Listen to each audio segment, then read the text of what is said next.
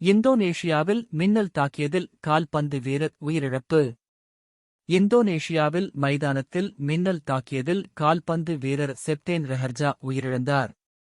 இந்தோனேஷியாவின் மேற்கு ஜாவாவின் பாண்டங்கில் உள்ள சிலிவாங்கி மைதானத்தில் பாண்டங் மற்றும் சுபாங் அணிகளுக்கு இடையே கால்பந்து போட்டி கடந்த பிப்ரவரி 10ஆம் தேதி நடைபெற்றது. இந்நிலையில் மாலை 4:20 மணியளவில் இரு அணி வீரர்களும் மைதானத்தில் விளையாடிக் கொண்டிருந்தனர். அப்போது சுபாங் அணியைச் சேர்ந்த 35 வயதான கால்பந்து வீரர் செப்டேன் ரஹர்ஜா மீது எதிர்பாராத விதமாக மின்னல் பாய்ந்தது. இதையடுத்து சம்பவ இடத்திலேயே கால்பந்து வீரர் மயங்கி விழுந்தார். உடனடியாக மருத்துவமனைக்கு அழைத்துச் செல்லப்பட்ட வீரர் சிகிச்சை பலனின்றி உயிரிழந்தார். மோசமான வானிலை காரணமாக வானம் கருமேகம் சூழ்ந்து காணப்பட்ட நிலையில் மைதானத்திலிருந்து 300 மீட்டர் உயரத்தில் மின்னல் தோன்றியதால் இந்த அதிர்ச்சியளிக்கும் சம்பவம் நிகழ்ந்ததாக வானிலை ஆய்வு மையம் தெரிவித்துள்ளது.